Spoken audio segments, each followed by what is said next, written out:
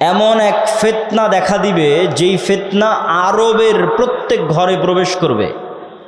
আরবের একটি ঘরও বাকি থাকবে না, খালি থাকবে না যেই ঘরে এই ফিতনা প্রবেশ করবে না। কিছু আলেম ওলামা ব্যাখ্যা করেছেন এই ফিতনা মোবাইলের ফিতনা, কেউ ব্যাখ্যা করেছেন এই ফিতনা যুদ্ধ বিগ্রহ মারামারি গণ্ডগোল সেই ফিতনা, তথা এমন গৃহযুদ্ধ এবং এমন গণ্ডগোল এমন মারামারি দেখা দিবে যেই মারামারি যেই যুদ্ধে আরবের প্রত্যেক ঘর যুক্ত হয়ে যাবে। আরবের একটি ঘরও মুক্ত থাকবে না, পৃথিবীর সব ঘর নয়, আরবের প্রত্যেক ঘর যুক্ত হয়ে যাবে।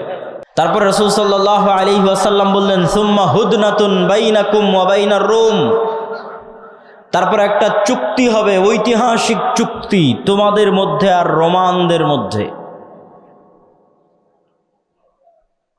এই চুক্তির প্রেক্ষাপটে রোমান, খ্রিস্টান এবং মুসলমানেরা এক তৃতীয় পক্ষের বিরুদ্ধে যুদ্ধ করবে। সেই তৃতীয় পক্ষের বিরুদ্ধে যুদ্ধে মুসলমান এবং খ্রিস্টানেরা বিজয়ী হবে। তারপরে কোনো একজন খ্রিস্টান ক্রুশ উঁচিয়ে ধরে বলবে, এটার কারণে আমরা বিজয় হয়েছি। তখন এক মুসলমান ক্ষিপ্ত হয়ে গিয়ে ওই ক্রুশকে ভেঙে দিবে, কিছু বর্ণনায় আছে ওই ব্যক্তিকে হত্যা করবে। স্বেচ্ছাসেবক ভাইদের অনুরোধ করব, আপনারা পিছনে বসার ব্যবস্থা করেন। বসার ব্যবস্থা না থাকার কারণে মানুষ দাঁড়িয়ে আছে।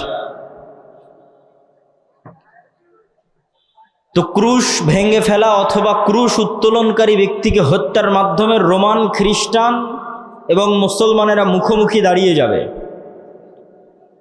আর রোমান খ্রিস্টানদের সাথে মুসলমানদের এই যুদ্ধ হবে পৃথিবীর ইতিহাসের সবচেয়ে ভয়াবহ যুদ্ধ।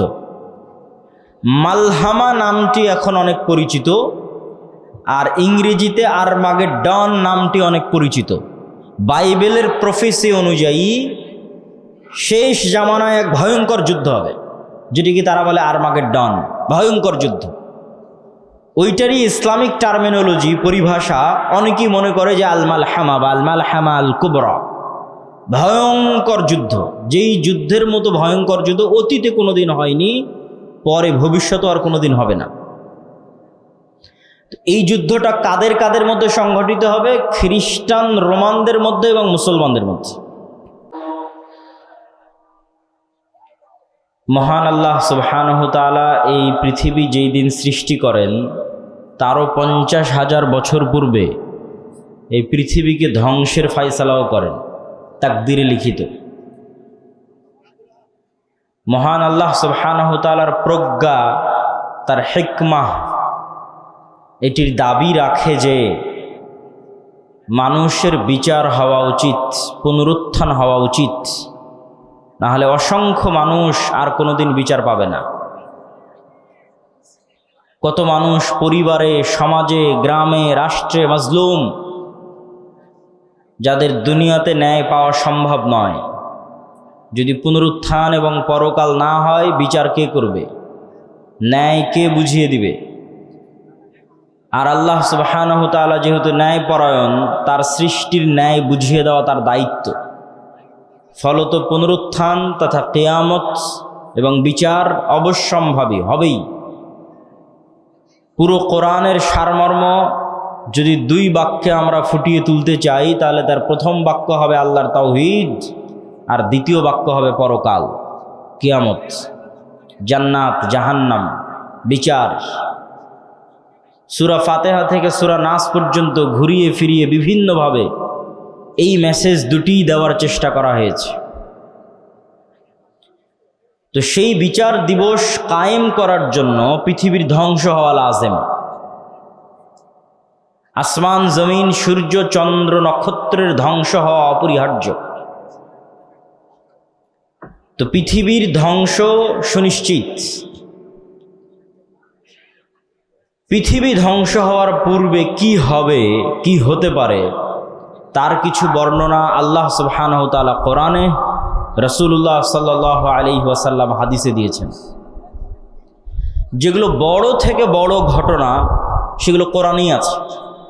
ইজাস সামাউ ফাতারাত ওয়া ইযাল কাওয়াকিবু ইনতাসারাত ওয়া ইযাল বিহারু ফুজ্জিরাত ওয়া ইযাল কুবুরু বু'থিরাত ইযা যুলজিলাতিল আরদু জিলজালাহা ওয়া আখরাজাতিল আরদু আথকালাহা وقال الإنسان ما لها القارعة ما القارعة وما أدراك ما القارعة يوم يكون الناس كالفراش المبثوث وتكون الجبال كالعهن المنفوش।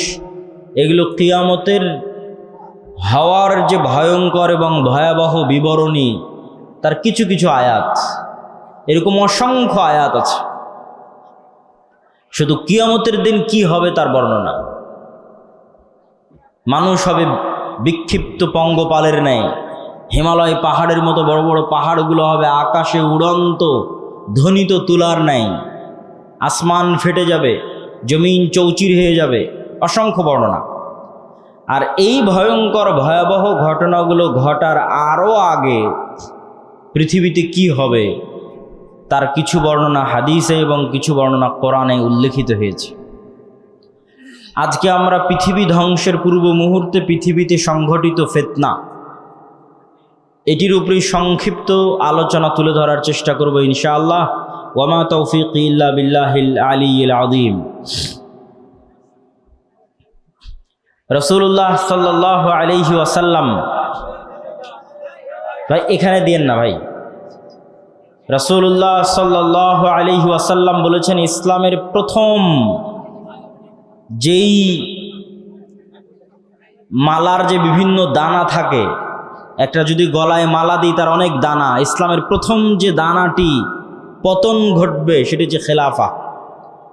আর ইসলামের শেষ যে দানাটির পতন ঘটবে সেটা হচ্ছে সালাত। তথা এমন একটা সময় আসবে যখন মানুষ সালাত আদায় করবে না, কেউ না, একজনও নয়। আর প্রথম যেটার পতন ঘটে গেছে সেটা হচ্ছে খেলাফা। কিন্তু কিয়ামতের পূর্ব মুহূর্তে রাসূলুল্লাহ সাল্লাল্লাহু আলাইহি ওয়াসাল্লামের ভবিষ্যৎবাণী অনুযায়ী আবারও খেলাফাত প্রতিষ্ঠিত হবে আলা মিনহাজিন নবুওয়াহ। নবুয়তের যে ভিত্তি, সেই ভিত্তির উপর যেভাবে খেলাফা প্রতিষ্ঠিত হয়েছিল আবু বকর, ওমর, উসমান এবং আলী রাদিয়াল্লাহু তাআলা আনহুমের খুলাফায়ে রাশিদিনের, কিয়ামতের শেষ মুহূর্তে এসে আবারও খেলাফা প্রতিষ্ঠিত হবে আলা মিনহাজিন নবুওয়াহ। আর কোরআনে বলা আল্লাহর ওয়াদা পূর্ণ হবে। কোরআনে বলা আল্লাহর ওয়াদা কি? হুয়াল্লাযী আরসালা রাসূলাহু বিল হুদা ওয়া দীনিল হক লিইয়ুযহিরাহু আলা দ্দীনি কুল্লিহি ওয়ালাউ কারিহাল মুশরিকুন ওয়ালাউ কারিহাল কাফিরুন। মুহাম্মদ সাল্লাল্লাহু আলাইহি ওয়াসাল্লাম যে দিন নিয়ে এসেছেন, এই দিন সারা পৃথিবীর সকল দিনের উপর বিজয় হবে। আল্লাহ সুবহানাহু ওয়া তাআলা এই দিনকে, কোরআনকে নূর বলে সম্বোধন করেছেন। আল্লাহু মুতিম্মু নূরিহি, এই নূরে একদিন পরিপূর্ণতা দেওয়া হবে। মধ্যে অনেক উত্থান পতন যাবে, অনেক দুঃখ কষ্ট যাবে, কিন্তু শেষে এই নূরে পূর্ণতা দেওয়া হবে। এবং পৃথিবীর এমন কোনো মাটির ঘর, এমন কোনো পাকা ঘর বাকি থাকবে না যেখানে ইসলাম প্রবেশ করবে না। তো এই দিন যেহেতু আসেনি, সেহেতু এই দিন আসবে। তো কিয়ামতের পূর্ব মুহূর্তে যে সমস্ত ফিতনা সংঘটিত হবে তার বর্ণনা দিতে গিয়ে রাসূলুল্লাহ সাল্লাল্লাহু আলাইহি ওয়াসাল্লাম বলেন, উ'দুদ সিত্তাম বাইনি ওয়া বাইনাল কিয়ামাহ, তোমরা 6টা জিনিস গণনা করে রাখো আমার এবং কিয়ামতের মধ্যে অবশ্যই সংঘটিত হবে। 1, মাউতি, আমার নিজের মৃত্যু। মুহাম্মদ সাল্লাল্লাহু আলাইহি ওয়াসাল্লামের নবী হিসেবে প্রেরিত হওয়া, মুহাম্মদ সাল্লাল্লাহু আলাইহি ওয়াসাল্লামের মৃত্যু, নবী হওয়া এবং মৃত্যুবরণ কিয়ামতের বড় আলামতগুলোর একটি বড় আলামত। আগের যুগে এক নবীর মৃত্যু হলে মানুষ আর এক নবীর অপেক্ষা করত। আর মুহাম্মদ সাল্লাল্লাহু আলাইহি ওয়াসাল্লাম যেহেতু শেষ নবী, সেহেতু তার মৃত্যুর পরে আমরা আর এক নবীর অপেক্ষা করব না কিয়ামতের অপেক্ষা? কিয়ামতের অপেক্ষা। তাহলে মুহাম্মদ সাল্লাল্লাহু আলাইহি ওয়াসাল্লামের মৃত্যুর পরেই কিয়ামত। 10 দিন পরে হোক, 10 বছর পরে হোক, 10,000 বছর পরে হোক, 10 লক্ষ বছর পরে হোক, কিন্তু মুহাম্মদ সাল্লাল্লাহু আলাইহি ওয়াসাল্লামের মৃত্যুর পরেই কিয়ামত। এটিই সত্য। আর আগের নবীদের ক্ষেত্রে এক নবীর মৃত্যুর পরে আর এক নবী, আর এক নবীর মৃত্যুর পরে আর এক নবী, শেষ নবীর মৃত্যুর পরে কিয়ামত। যেহেতু শেষ নবীর মৃত্যু হয়ে গেছে প্রায় 1400 বছর, সেহেতু এটি নিশ্চিত করে মানুষ বলতে পারবে না যে কখন কিয়ামত হবে, কিন্তু যে কোনো সময় হঠাৎ কিয়ামত হয়ে যাবে, বাগতাতান, হঠাৎ। আল্লাহ সুবহানাহু ওয়া তাআলা কোরআন মাজিদে বলেছেন যে হঠাৎ কিয়ামত কায়েম হয়ে যাবে। প্রিয় উপস্থিতি, 1 নম্বর মুহাম্মদ সাল্লাল্লাহু আলাইহি ওয়াসাল্লামের মৃত্যু। 2 নম্বর ফাতহু বাইতুল মুকাদ্দাস। স্বেচ্ছাসেবকদের প্রতি আহ্বান জানাবো, ডানে ভিড় বেশি হচ্ছে, তথা আমার ডানে, এই ভিড়গুলোকে পিছনের দিকে নিয়ে গেলে সবচেয়ে ভালো হয়। স্টেজেও যারা দায়িত্বশীল আছেন তারা স্বেচ্ছাসেবকদের দিয়ে এই কাজটা একটু করিয়ে নেন। 2 নম্বর হচ্ছে মসজিদে আকসা বিজয় হবে আমার এবং কিয়ামতের মধ্যে। রাসূল সাল্লাল্লাহু আলাইহি ওয়াসাল্লাম যখন মারা যাচ্ছেন তখন মসজিদে আকসা বিজয় হয়নি, তখন মসজিদে আকসা খ্রিস্টানদের কাছে আছে। রোমান এম্পায়ার, তাদের অনেক পবিত্র জায়গা, ইহুদিদেরও পবিত্র জায়গা, খ্রিস্টানদেরও পবিত্র জায়গা। তাহলে মুহাম্মদ সাল্লাল্লাহু আলাইহি ওয়াসাল্লাম মসজিদে আকসা তার জীবদ্দশায় বিজয় করে যাননি, তাহলে মুহাম্মদ সাল্লাল্লাহু আলাইহি ওয়াসাল্লাম ভবিষ্যৎবাণী করছেন যে এটা বিজয় হবে। তো মুহাম্মদ সাল্লাল্লাহু আলাইহি ওয়াসাল্লামের পরে এক খলিফার পরে ওমর রাদিয়াল্লাহু তাআলা আনহুর যুগে মসজিদে আকসা বিজয় হয়। দ্বিতীয়বার আর একবার বিজয় হয় সুলতান সালাহুদ্দিন আইয়ুবীর যুগে। তৃতীয়বার আরও একবার বিজয় হতে পারে, আল্লাহু আলাম। মসজিদে আকসা বিজয় হবে।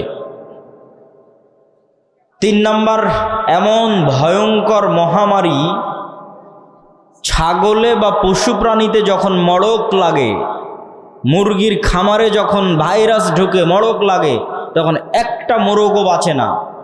এরকম ভয়ঙ্কর মহামারীতে পৃথিবী সাফ হয়ে যাবে। পৃথিবীতে যা মানুষ বেঁচে আছে তার অনেক অল্প মানুষ বেঁচে থাকবে। তো রাসূল সাল্লাল্লাহু আলাইহি ওয়াসাল্লামের মৃত্যুর পর থেকে নিয়ে আজ পর্যন্ত অসংখ্য মহামারী হয়েছে। তো যে কোনো মহামারী বড় আকার ধারণ করলেই সাহাবা ইকরাম বা আলেম ওলামা মনে করতেন এটি সেই মহামারী, কিন্তু ভয়ঙ্কর ভয়াবহ মহামারী হবে এটি ঠিক। তারপরে রাসূল সাল্লাল্লাহু আলাইহি ওয়াসাল্লাম বললেন, এমন এক ফিতনা দেখা দিবে যেই ফিতনা আরবের প্রত্যেক ঘরে প্রবেশ করবে। আরবের একটি ঘরও বাকি থাকবে না, খালি থাকবে না, যেই ঘরে এই ফিতনা প্রবেশ করবে না। কিছু আলেম ওলামা ব্যাখ্যা করেছেন এই ফিতনা মোবাইলের ফিতনা, কেউ ব্যাখ্যা করেছেন এই ফিতনা যুদ্ধ বিগ্রহ মারামারি গণ্ডগোল সেই ফিতনা, তথা এমন গৃহযুদ্ধ এবং এমন গণ্ডগোল এমন মারামারি দেখা দিবে যেই মারামারি যেই যুদ্ধে আরবের প্রত্যেক ঘর যুক্ত হয়ে যাবে।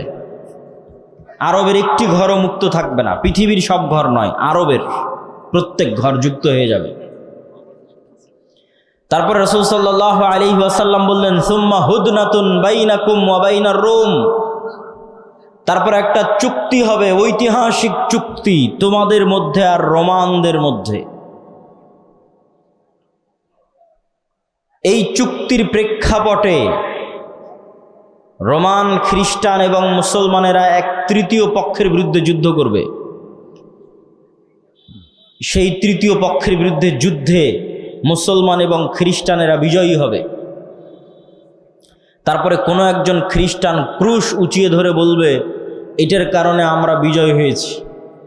তখন এক মুসলমান ক্ষিপ্ত হয়ে গিয়ে ওই ক্রুশকে ভেঙে দিবে, কিছু বর্ণনায় আছে ওই ব্যক্তিকে হত্যা করবে। স্বেচ্ছাসেবক ভাইদের অনুরোধ করব, আপনারা পিছনে বসার ব্যবস্থা করেন। বসার ব্যবস্থা না থাকার কারণে মানুষ দাঁড়িয়ে আছে। তো ক্রুশ ভেঙে ফেলা অথবা ক্রুশ উত্তোলনকারী ব্যক্তিকে হত্যার মাধ্যমে রোমান, খ্রিস্টান এবং মুসলমানেরা মুখোমুখি দাঁড়িয়ে যাবে। আর রোমান খ্রিস্টানদের সাথে মুসলমানদের এই যুদ্ধ হবে পৃথিবীর ইতিহাসের সবচেয়ে ভয়াবহ যুদ্ধ। মালহামা নামটি এখন অনেক পরিচিত, আর ইংরেজিতে আরমাগেডন নামটি অনেক পরিচিত।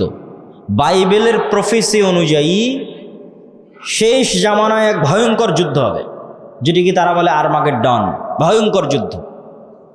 ওইটারই ইসলামিক টার্মিনোলজি পরিভাষা অনেকেই মনে করে যে আল মালহামা বা আল মালহামা আল কুবরা, ভয়ঙ্কর যুদ্ধ। যেই যুদ্ধের মতো ভয়ঙ্কর যুদ্ধ অতীতে কোনোদিন হয়নি, পরে ভবিষ্যতে আর কোনোদিন হবে না। এই যুদ্ধটা কাদের কাদের মধ্যে সংঘটিত হবে? খ্রিস্টান রোমানদের মধ্যে এবং মুসলমানদের মধ্যে। রাসূলুল্লাহ সাল্লাল্লাহু আলাইহি ওয়াসাল্লামের ভাষা অনুযায়ী সেই দিন খ্রিস্টানেরা একত্রিত হবে তাহতা সামানিনা রায়া, ৮০টি পতাকার অধীনে। তাহতা কুল্লি রায়াতিন, প্রত্যেক পতাকার অধীনে ১২ ১২,০০০ করে সেনাবাহিনী থাকবে, যোদ্ধা, ফাইটার।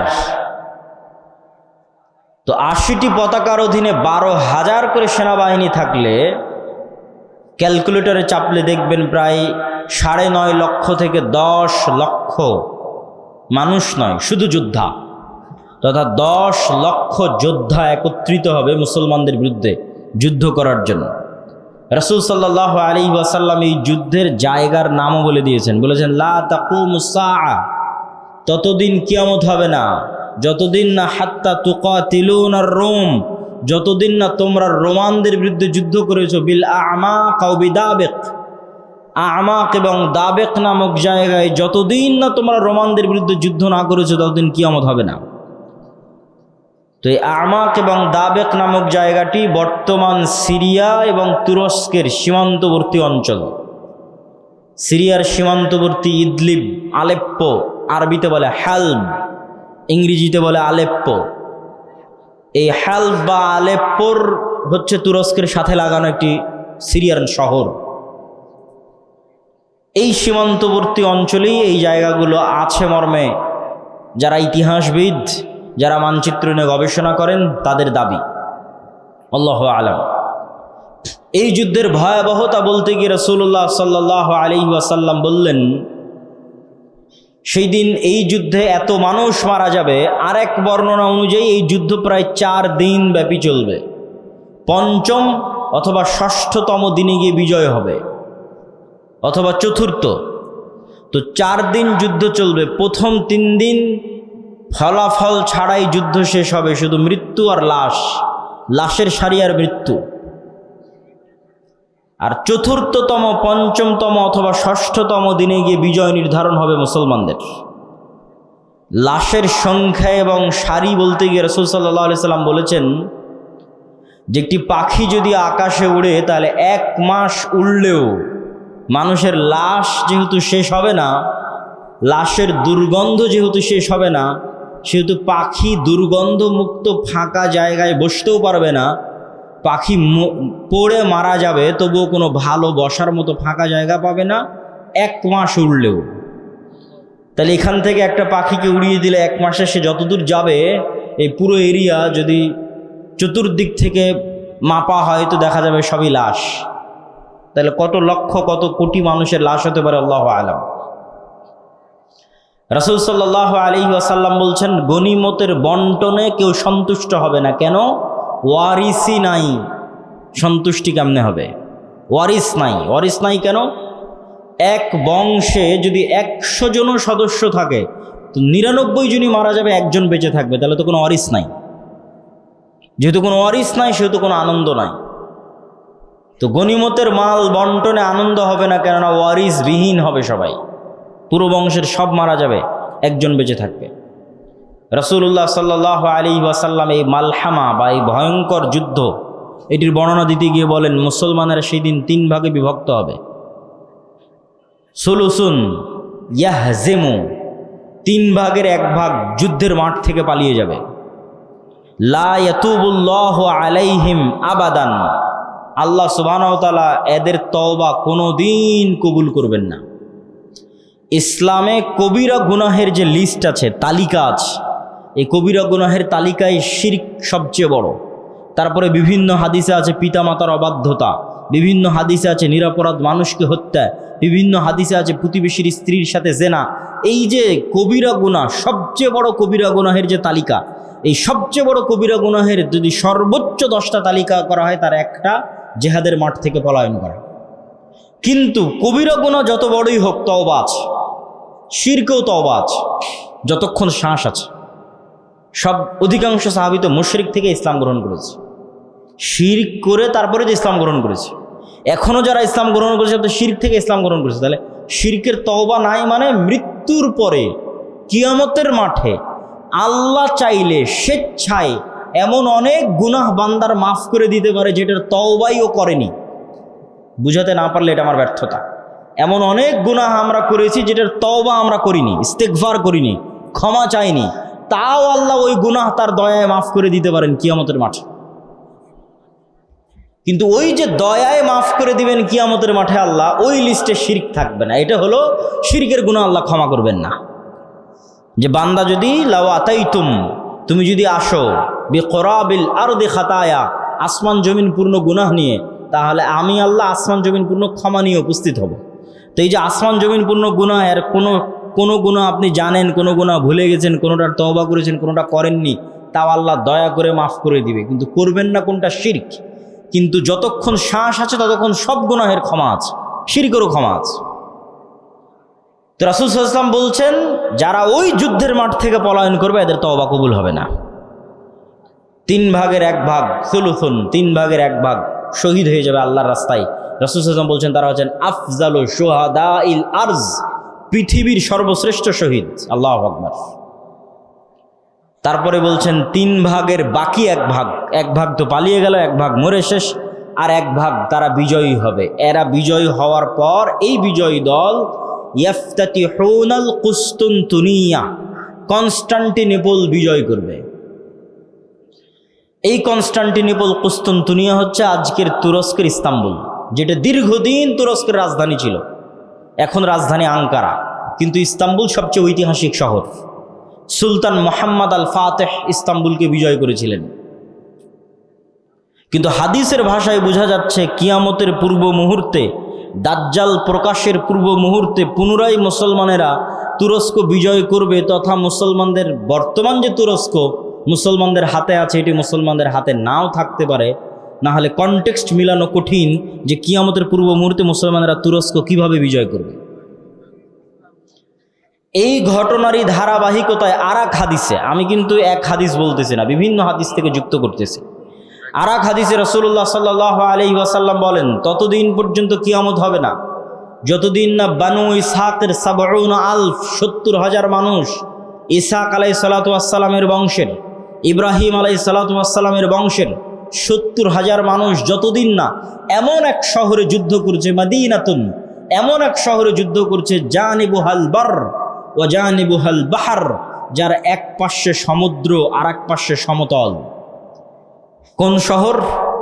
আলেম ওলামা মতভেদ করেছেন। কেউ বলেছেন এটি ইতালির রাজধানী রোম, কেউ বলেছেন এটি তুরস্কের ইস্তাম্বুল, কুস্তুনতুনিয়া, কনস্টান্টিনোপল। ইতালির রাজধানী রোম হওয়ার পক্ষে আর একটা জয়ীফ হাদিস আছে, যে রাসূল সাল্লাল্লাহু আলাইহি ওয়াসাল্লামকে জিজ্ঞেস করা হচ্ছে যে উম্মতে মুহাম্মাদি কোন শহর আগে বিজয় করবে কিয়ামতের পূর্ব মুহূর্তে, কুস্তুনতুনিয়া না রোমিয়া? কিন্তু হাদিসের সানাদ দুর্বল। তো এমন এক শহর, যেই শহরের কিন্তু এখন যেটা অনুবাদ করতেছি এটা সহিহ বুখারী মুসলিমের হাদিসগুলো অনুবাদ করতেছি, যেগুলো আমি পূর্ণ অনুবাদ করতেছি এগুলো, তথা কিয়ামতের পূর্ব মুহূর্তে যা ঘটবে তার সবচেয়ে বিশুদ্ধ যেগুলো হাদিস। তো রাসূল সাল্লাল্লাহু আলাইহি ওয়াসাল্লাম বললেন এমন এক শহর বিজয় করবে বানু ইসহাকের, ইব্রাহিম আলাইহিস সালাতু ওয়াস সালাম, ইসহাক আলাইহিস সালাতু ওয়াস সালামের বংশের 70,000 মানুষ, যেই শহরের এক পাশে সমুদ্র আর এক পাশে সমতল, কিন্তু ওই যুদ্ধ হবে বিদুন সিলাহ, লা ইয়ারমুনা আইয়ু সাহমিন, না তারা কোনো তীর নিক্ষেপ করবে না তরবারি চালাবে, কোনো অস্ত্র ছাড়া বিজয় হবে। কিসের মাধ্যমে বিজয় হবে? তারা শুধু মুখে উচ্চারণ করবে লা ইলাহা ইল্লাল্লাহু আল্লাহু আকবার। এই এক তাকবীর ধ্বনিতে শহরের এক দেওয়াল পড়ে যাবে, দ্বিতীয় তাকবীর ধ্বনিতে শহরের দ্বিতীয় দেওয়াল পড়ে যাবে, তৃতীয় তাকবীর ধ্বনিতে শহরের তৃতীয় দেওয়াল পড়ে যাবে। মুসলমানেরা বিনা বাধায়, বিনা রক্তপাতে এবং বিনা অস্ত্র প্রয়োগে ওই শহরে প্রবেশ করবে। তো যদি এটি কুস্তুনতুনিয়া হয়, তাহলে এই যে আগের ঘটনার ধারাবাহিকতায়, আগে যে ভয়ঙ্কর মালহামা হলো, এই যে লক্ষ লক্ষ কোটি কোটি মানুষ মারা গেল, তারপরে মুসলমানেরা বিজয় হলো, খ্রিস্টানরা পরাজয় হলো, এই সেনাবাহিনী এবার যখন সিরিয়া এবং তুরস্কের সীমান্তবর্তী অঞ্চল থেকে বিজয় অভিযান নিয়ে রওনা দিবে ইস্তাম্বুল কুস্তুনতুনিয়া বরাবর, তখন ইস্তাম্বুলে প্রবেশ করতে তাদের আর আলাদা কোনো অস্ত্র প্রয়োগ করতে হবে না। তাকবীর ধ্বনিতে ওই নগরীর দেওয়াল পড়ে যাবে এবং তারা বিনা অস্ত্র প্রয়োগে শহর বিজয় করবে। অথবা ওই আগের হাদিসে কুস্তুনতুনিয়া বিজয় হয়ে গেছে, কুস্তুনতুনিয়া বিজয়ের পর এই বিজয় কাফেলা চলতেই থাকবে। ম্যাপ চেক করলে বুঝবেন, চলতে চলতে চলতে পৌঁছে যাবে ইতালির রাজধানী রোমে। যখন ইতালির রাজধানী রোমে পৌঁছবে তখন আর এখানে কোনো অস্ত্র প্রয়োগ করতে হবে না, তাকবীর ধ্বনিতে শহর বিজয় হয়ে যাবে। দুটের যে কোনো একটা আল্লাহ সুবহানাহু ওয়া তাআলা ভালো জানেন। এই দুই বিজয়ের অথবা এক বিজয়ের, কুস্তুনতুনিয়া বিজয় অথবা কুস্তুনতুনিয়ার পরে রোম বিজয়, ইতালির রাজধানী রোম বিজয়, এই দুই বিজয়ের কোনো এক বিজয়ের পরে আড়াল থেকে, বেশিরভাগ হাদিসে আছে কুস্তুনতুনিয়া বিজয়ের পর, শয়তান চিৎকার করে বলবে দাজ্জাল তোমাদের বাড়িতে প্রবেশ করে গেছে। কিন্তু এটা মিথ্যা সংবাদ হবে। কিন্তু তখন তৎকালীন এই মুজাহিদ বাহিনী যারা যুদ্ধ করতেছে তাদের যিনি নেতা থাকবেন তিনি 10 জন অশ্বারোহীকে রওনা করিয়ে দিবেন দাজ্জাল সত্যি সত্যি বের হয়েছে কিনা এটা অনুসন্ধান করার জন্য। তো রাসূলুল্লাহ সাল্লাল্লাহু আলাইহি ওয়াসাল্লাম বলছেন এই যে 10 জন বের হবে, আসমাহুম ওয়া আসমা আবাইহিম, এদের নাম, এদের বাপ দাদার নাম, এদের গায়ের রং, এদের ঘোড়ার গায়ের রং সব আমি এখন বলে দিতে পারবো, এখন যেন আমি দেখতে পাচ্ছি। কিন্তু তিনি বলেননি, কিন্তু তিনি জানতেন যে কোন 10 জন, তাদের নামও তিনি জানেন, তাদের বংশও তিনি জানেন, তাদেরকে রওনা করিয়ে দেওয়া হবে। এই ঘটনার সাথে আরেকটা ঘটনা যুক্ত আছে যেটা না বললেই নয়। যেই দিন এই মালহামা হবে, এটা ছুটে গেছে বলতে, সেই দিন ওই হাদিসে রাসূল সাল্লাল্লাহু আলাইহি ওয়াসাল্লাম বলছেন ইয়াখরুজু মিনাল মাদিনা খিয়ারু আহলিল আরজ, মদিনা থেকে যুদ্ধ করার জন্য সিরিয়াতে এসে রোমানদের বিরুদ্ধে যুদ্ধ করবে, এই জন্য মদিনা থেকে তৎকালীন বিশ্বের খিয়ারু আহলিল আরজ, সবচেয়ে আল্লাহওয়ালা তাকওয়াবান পরহেজগার একদল মানুষ বের হবে। আল্লাহু আকবার। তৎকালীন বিশ্বের সবচেয়ে তাকওয়াবান আল্লাহওয়ালা পরহেজগার মানুষেরা তখন মদিনায় থাকবে। তাদের একটা জামাত এই যুদ্ধে অংশগ্রহণ করার জন্য মদিনা থেকে রওনা দেবে। তখন এই রোমান খ্রিস্টান এম্পায়ারের সেনাবাহিনীরা বলবে মদিনার মানুষ তোমাদের এখানে কাজ কি? খাল্লু বাইনানা ওয়া বাইনাল্লাযিনা সাবাউ মিন্না, আমাদের যুদ্ধ এই সিরিয়ার মানুষদের সাথে, তোমরা আমাদের রাস্তা ক্লিয়ার করে দাও, তোমাদের এই যুদ্ধে বাধা দেওয়ার কি দরকার? অথবা আমাদের মধ্যে থেকে আগের যুদ্ধের ধারাবাহিকতায়, মানে এর আগেও আরও অনেক যুদ্ধ হয়ে থাকতে পারে, ধারাবাহিকতায় আমাদের মধ্যে যারা তোমাদের কাছে বন্দী হয়ে আছে, বন্দী হওয়ার পর তারা তোমাদের দিন গ্রহণ করে নিয়েছে, ওদের সাথে আমাদের যুদ্ধ, তোমরা কেন ওদেরকে বাঁচাতে আসতেছো? এরকম একটা কনটেক্সট হাদিসের মধ্যে আছে। তখন মদিনার মানুষেরা উত্তরে বলবে আমরা আমাদের ভাইদেরকে একাই ছেড়ে দিতে পারি না, অতএব এই যুদ্ধে আমরা অংশগ্রহণ করবই করব। এখানে ভাইদেরকে বলতে দুটোই উদ্দেশ্য হতে পারে, সিরিয়ার মুসলমানদেরকে অথবা রোমানদের মধ্যে যারা বন্দী হয়েছিল খ্রিস্টান, পরে মুসলমান হয়ে গেছে, ওদেরকে এরা চাচ্ছে নিয়ে নিতে, যে আমরা তো আমাদের লোকজনকেই চাচ্ছি, তোমাদের কি সমস্যা? ওদেরকে বাঁচাতে এরা বলবে না, আমাদের মুসলিম ভাইদেরকে আমরা একাই ছেড়ে দিতে পারি না, তখনই যুদ্ধ হবে। তো এবার এই যে 10 জন অশ্বারোহী রওনা দিল দাজ্জালের অনুসন্ধানে, দাজ্জালকে খুঁজতে, তখনও দাজ্জাল বের হয়নি। তো কিন্তু মুজাহিদ বাহিনী হতবিহব্বল, তটস্থ, হতভম্ব হয়ে যাবে, কেননা দাজ্জালের ফিতনা পৃথিবীর সবচেয়ে বড় ফিতনা। আদম আলাইহিস সালাতু ওয়াস সালাম যেই ফিতনায় পা দিয়ে জান্নাত থেকে বের হয়ে গেছেন, ওটাও ফিতনা। আল্লাহ বললেন এই গাছের নিকটে আসিও না, এই গাছের ফল খেও না, খেয়ে নিলেন। তো ফল খেতে নিষেধ করাটা ফিতনা, খেয়ে নিলেন, ফিতনায় পড়ে গেলেন, ফিতনা থেকে বাঁচতে পারলেন না। কাবিল হাবিলকে হত্যা করলো, এটাও ফিতনা। নূহ আলাইহিস সালাতু ওয়াস সালামের কওম আগের যুগের সৎ কর্মশীল পরহেজগার বান্দাদের মূর্তি বানিয়ে পূজা করতে লাগলো, ওটাও ফিতনা। লূত আলাইহিস সালাতু ওয়াস সালামের কওম জেনায় লিপ্ত হয়ে গেল, এটাও ফিতনা। কিন্তু এগুলো একটাও ফিতনা দাজ্জালের ফিতনার মতো বড় নয়, এটা বুঝতে হবে।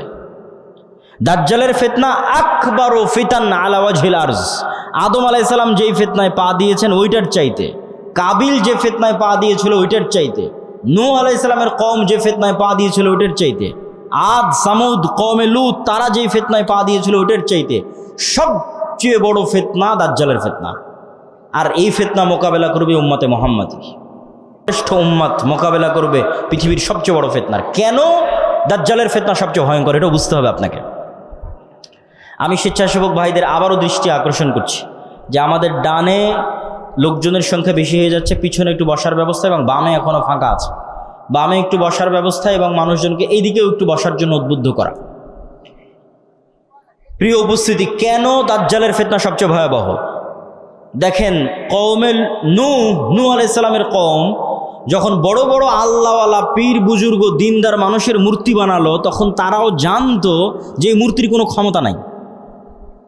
ইয়া আবাতি লিমা তা'বুদু মা লা তাসমাউ, ইব্রাহিম আলাইহিস সালাম বাপকে বলছে, হে আমার বাপ, এমন মূর্তির কেমনে ইবাদত করো যে শুনতেও পায় না, দেখতেও পায় না। তাহলে আগের যুগের মানুষ যে মূর্তির ইবাদত করতো অথবা এখনো করে, তাদের সাথে কোরআনের যে তর্ক বিতর্ক, এই তর্ক বিতর্কের মানদণ্ড হচ্ছে তোমরা যেই সমস্ত বাতিল ইলাহের পূজা করো এদের রব হওয়ার ক্ষমতা নাই। রব হওয়ার ক্ষমতা নাই মানে কথা বলার ক্ষমতা নাই, শোনার ক্ষমতা নাই, দেখার ক্ষমতা নাই, সৃষ্টির ক্ষমতা নাই। এরা একটা মাছি বানাতে পারবে না, মশা বানাতে পারবে না, এরা একটা খেজুরের বিচির দানার উপরের যে পাতলা আবরণ থাকে ওটার পর্যন্ত এরা মালিক নয়। তাহলে যে রব নয় ও ইবাদতের যোগ্য কেমনে হয়? রব তো আমি, আসমান জমিন আমি বানিয়েছি, সূর্য চন্দ্র আমি বানিয়েছি, ইবাদত আমার করো, এই দিয়ে কোরআন পরিপূর্ণ। এটা মানুষের বুঝতে সহজ যে এর ক্ষমতা নাই, কেন এর ইবাদত করব। কিন্তু এই কনটেক্সট অচল হয়ে যাবে যখন দাজ্জাল আসবে। কেননা দাজ্জাল রব যা যা করতে পারে তার প্রায় সব কিছুই করে দেখাবে।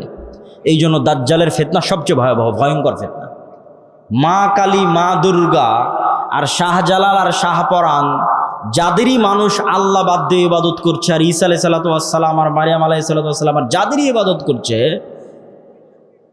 তারা কেউ এখন আপনাকে দেখাতে পারবে না যে আমি আকাশকে আদেশ দিলাম আকাশ বৃষ্টি বর্ষণ করবে, আমি জমিনকে আদেশ দিলাম জমিন ফসল উৎপাদন করবে, জান্নাত দেখালাম জান্নাতে ঢুকে যাও, জাহান্নাম দেখালাম জাহান্নামে ঢুকে যাও, মৃতকে জীবিত করে দিলাম। এইরকম একচ্ছত্র কন্ট্রোল যা একমাত্র রবের থাকে তার কারণ নাই, ফলত ওদেরকে বাতিল ইলাহ প্রমাণ করা সহজ। কিন্তু যখন একজন সত্যি সত্যি এগুলো আপনাকে করে দেখাবে, তখন আপনি ঈমান ধরে রাখতে পারবেন না অনেকগুলো কারণে। এক নাম্বার কারণ, যারা ধরেন আগে থেকেই শক্তিশালী কোনো কিছু দেখলেই আরে বাবা এই তো অনেক বড় অলিয়া উলিয়া কবিরাজ, অনেক কিছু করতে পারে, দেখলেই যাদের অন্তরে ভয় ঢুকে যায়, মনে হয় না এর কাছে মনে হয় কোনো ক্ষমতা আছে, এরা তো এমনি দাজ্জালের পূজা করবে। যারা যুগ যুগ মূর্তির পূজা করেছে, মাজারের পূজা করেছে, এদের বাধা হবে না। ওরা দাজ্জালের ক্ষমতা পাওয়ার দেখে মনে করবে অনেক বড় ওলিয়া আল্লাহ চলে এসেছে, অনেক বড় কারামতে আউলিয়া চলে এসেছে, অতএব এখন আর ইবাদত করো, এখন আর পূজা করলে সমস্যা নেই। তো একদল তো এমনি পথভ্রষ্ট হয়ে যাবে। আরেক দল মানুষ থাকে যারা মোটামুটি আল্লাহর উপর ঈমান রাখে, কিন্তু ইস্তেকামাহ, ঈমানের উপর ইস্তেকামার জন্য সবর লাগে। সবর করার ক্ষমতা এবং সাহস এদের নাই। এদের দেখবেন এখন দুনিয়াবি ক্ষমতা যাদের কাছে, ওদের ওখানে গিয়ে সিজদা দিচ্ছে। আজ থেকে 6-7 মাস আগে 16 বছর যাদের কাছে ক্ষমতা ছিল, ওদের কাছে গিয়ে সিজদা দিয়েছে। ক্ষমতার বাইরে এরা চিন্তা করতে পারে না। ক্ষমতা যেখানে, এদের কেবলা এবং মারকাজ সেখানে। এবং আপনি যদি নিজের জায়গায় দাঁড়িয়ে চিন্তা করেন, আজকে তেলের যে সংকট, আমি দাজ্জালের ফিতনার ভয়াবহতা বোঝানোর জন্য আপনাকে বলতেছি।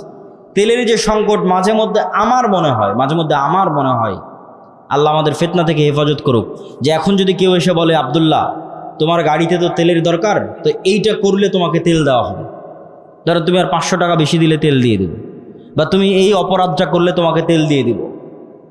তো কত মানুষ বলে ঠিক আছে ভাই সমস্যা নেই, আমার গাড়িতে তেল দেন আমি করে দিচ্ছি। এখন কোনো একটা দেশকে যদি বলা হয় যে সব তেলের কন্ট্রোল আমার হাতে, এটা করো তেল পাবা, নাহলে কিন্তু আবাদও বন্ধ হয়ে যাবে। আমরা মনে করি তেল মানে দিয়ে শুধু গাড়ি চলে। পেট্রোকেমিক্যাল থেকে সকল সার উৎপাদন হয়, সব কোনো সারই আর তৈরি হবে না। তো সার না হলে আপনি চাষ করবেন কি দিয়ে? স্যালো মেশিন স্টার্ট না দিলে পানি তুলবেন কোথায় থেকে? তো তেল মানে শুধু গাড়ি নয়, সবই এখনকার আধুনিক সভ্যতার সবই তেল। তো আমি তেল দিব না আপনাকে, তা আপনিও বুঝতে পারছেন যে আপনি সবই করে ফেলবেন তেল নেওয়ার জন্য। তো কোরআন এবং হাদিসে তো এর চেয়ে বড়টা বলা আছে, তেলের কথা বলা নেই। সরাসরি আকাশের বৃষ্টির কথা বলা আছে, জমিনের ফসলের কথা বলা আছে ডাইরেক্ট, যে দাজ্জাল ইরাক এবং শাম এই 2 দেশের মধ্যের সীমানা দিয়ে যেতে থাকবে। কোনো এক নগরীর মানুষের কাছে এসে বলবে, এই তোমরা আমার উপর ঈমান আনছো? তারা বলবে জি জাহাপনা, জি প্রভু আপনার উপর ঈমান আনলাম। ওদের জন্য দাজ্জাল টাকা পয়সা ধন দৌলত রুজি রুটির এত বড় ব্যবস্থা উন্মোচন করে দিবে যে মৌমাছির ঝাঁক যেভাবে মধুর পিছনে ছুটে, ধন সম্পদ টাকা পয়সা ওই শহরের মানুষের পিছনে ওইভাবে ছুটবে। এবার অতিক্রম হতে হতে আর এক শহরে আসবে, সেই শহরের মানুষকে বলবে আমার উপর ঈমান আনয়ন করছো? তারা বলবে না, আমরা রব্বুল আলামিনের উপর ঈমান রাখি। দাজ্জাল বলবে আকাশ এখানে বৃষ্টি বর্ষণ বন্ধ করে দাও, জমিন এখানে ফসল উৎপাদন বন্ধ করে দাও, খাবার দাবার বন্ধ, টাকা পয়সা বন্ধ, সকল কিছু বন্ধ, মোবাইল বন্ধ, ইন্টারনেট বন্ধ। আজকের যুগেও যদি কল্পনা করেন, এখনই আপনি ঈমান ধরে রাখতে পারবেন না, যখন ঘটবে তখনকার কথা তো বহু পরে। তো শাম অঞ্চলের মানুষেরা না খেতে পেয়ে ধনুক চাবিয়ে খাবে, তীর চাবিয়ে খাবে। তীর তো খাওয়ার জিনিস না, ধনুক তো খাওয়ার জিনিস না, কিন্তু গাছের পাতাও যেহেতু উৎপন্ন হবে না তো কি খাবে? গাছের পাতাও তো উৎপন্ন হবে না। তো এ হলো দাজ্জালের ফিতনা, পৃথিবীর সবচেয়ে ভয়ঙ্কর এবং ভয়াবহ ফিতনা। দাজ্জালের ফিতনা সম্পর্কে বলতে গিয়ে দুইটা হাদিস না বললেই নয়। একটা হাদিসে রাসূলুল্লাহ সাল্লাল্লাহু আলাইহি ওয়াসাল্লাম বলছেন যে দাজ্জাল পৃথিবীতে 40 দিন সফর করবে। 40 দিনের প্রথম দিন হবে 1 বছর, দ্বিতীয় দিন হবে 1 মাস, তৃতীয় দিন হবে 1 সপ্তাহ। আর দাজ্জালের গতি হবে কাগাইসিন ইস্তাদবারাতহুর রিহ, এমন মেঘমালা যেই মেঘমালাকে ঝড়ো বাতাস উড়িয়ে নিয়ে যাচ্ছে। এই যে কয়দিন পরে কালবৈশাখী ঝড় হবে, আকাশে তাকিয়ে দেখবেন ঝড়ের সময় মেঘ কত দ্রুত চলে। তো ঝড়ের বাতাসে যে মেঘ খুব দ্রুত চলে, এরকম দ্রুত গতি হবে দাজ্জালের। তো আল্লাহর নবী মেঘের সাথেও তুলনা দিয়েছেন। এখন যন্ত্র দিয়ে মেঘের মতো আকাশে উড়বে না দাজ্জাল নিজেই আকাশে উড়বে, আল্লাহু আলাম, আল্লাহ সুবহানাহু ওয়া তাআলা ভালো জানেন। কিন্তু দাজ্জালের আগমনে পৃথিবীতে এত ব্যাপক বৈপ্লবিক পরিবর্তন হবে যে পৃথিবীর দিন 1 বছরের সমান হয়ে যাবে। এটা হঠাৎ করে আল্লাহর আদেশে কোনো কারণ ছাড়াই আল্লাহ বলবেন দিন এখন তুমি 1 বছরের সমান হও, এরকম নয়। আল্লাহ লাতিফ, প্রত্যেকটা জিনিস ঘটনা পরম্পরায় হয়, মানুষ দেখবে এটা স্বাভাবিক। তথা এই ভূমণ্ডল, নভমণ্ডল, সৌরজগতে এমন বৈপ্লবিক কোনো পরিবর্তন হবে, অথবা এই পৃথিবীতে এমন বৈপ্লবিক কোনো পরিবর্তন হবে, অথবা সূর্য এবং চন্দ্রের বর্তমান ঘূর্ণায়মান প্রক্রিয়ায় এমন বড় বৈপ্লবিক পরিবর্তন হবে যেটা স্বাভাবিক হতে সময় লাগবে। 1 দিন হবে 1 বছর, তারপরের 1 দিন হবে 1 মাস, তারপরের 1 দিন হবে 1 সপ্তাহ, তারপরে স্বাভাবিক। ওইটার আগে কিছু একটা ঘটবে। দাজ্জালের আগমনই ওই রকম ভয়ঙ্কর এবং ব্যতিক্রম হবে। আল্লাহু আলাম সেটা কি হবে। দাজ্জালের বিষয়ে আরেকটি হাদিসে রাসূলুল্লাহ সাল্লাল্লাহু আলাইহি ওয়াসাল্লাম, যেটা তামিম আদ-দারির হাদিস, যারা 30 দিন সমুদ্রে লাইবা বিহিমুল মাউজ শাহরান কামিলান, সমুদ্রের ঝড়ো বাতাস এবং ঢেউ 1 মাস যাবৎ তাদেরকে কোথায় নিয়ে গেছে কোনো কন্ট্রোল ছিল না নৌকার উপর।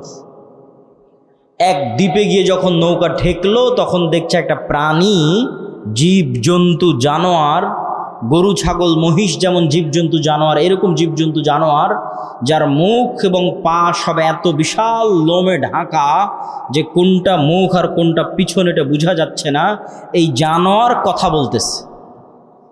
তো মানুষ তো কোনোদিন দেখেনি, মানুষ ছাড়া আর পৃথিবীর কোনো জীবজন্তু জানোয়ারকে কথা বলতে। তো আরবের ওই মানুষেরা এই জানোয়ারকে কথা বলতে দেখে মনে করেছে এটা জিন, শয়তান, কিন্তু জীবজন্তু জানোয়ার। ও বলছে আনাল জাসাস, আমি গোয়েন্দা, একটা মানুষ তোমাদের সাথে সাক্ষাতের অপেক্ষা করছে, এদিকে যাও। তো তামিম আদ-দারি বলছে আমরা যখন ওই মানুষের কাছে গেলাম, বিশাল দেহের মানুষ, এত বিশাল দেহের মানুষ আগে কোনোদিন কখনো দেখিনি। তো দাজ্জালের বিশাল দেহের হওয়াটা কি ব্যতিক্রম কিছু? ব্যতিক্রম কিছু না। আমরা এখন 5 ফিট 5 ইঞ্চি 6 ফুট হয়ে গেছি, কিন্তু আদি পিতা আদম আলাইহিস সালাম তো আর 5 ফিট ছিলেন না। আদম আলাইহিস সালাম ছিলেন 60 দেরা, 60 হাত, 60 গজ, 40 মিটার, প্রায় 10 তলা 15 তলার সমান উঁচু। তাহলে এখন যদি আদম আলাইহিস সালাম আমার সামনে উপস্থিত হয়, তাহলে আমি তো আশ্চর্য হয়ে যাবো, কারণ এই বিশাল দেহের মানুষ তো আমি কোনোদিন দেখিনি। তাহলে দাজ্জাল বিশাল দেহের হবে, এটা ব্যতিক্রম নয়, কেননা দাজ্জাল তো আদমেরই সন্তান। মিন উলদে আদম, আদমের সন্তান। তো তার হাত, তার হাঁটু এবং তার কাঁধ এমন শক্ত করে বাঁধা আছে। আমরা তাকে জিজ্ঞেস করলাম, তুমি কে? সে বলে, আমার পরিচয় তোমরা জানবেই, তোমরা বলো তোমরা কারা। তা আমরা আমাদের পুরো ঘটনা বললাম। এবার দাজ্জাল 4টা প্রশ্ন করেছে। নাখাল বাইসান, আইনে জোগার, বহায়রা তাবারিয়া, নাবিয়ুল উম্মিয়িন। বহায়রা তাবারিয়া, sea of Galilee, lake of Tiberias. নাখলে বাইসান, বাইত শিয়ান। আর আইনে জোগার, স্প্রিং অফ জোয়ার। আর নাবিয়ুল উম্মিয়িন, পড়ালেখা জানে না, লিখতে জানে না, পড়তে জানে না এমন নবী।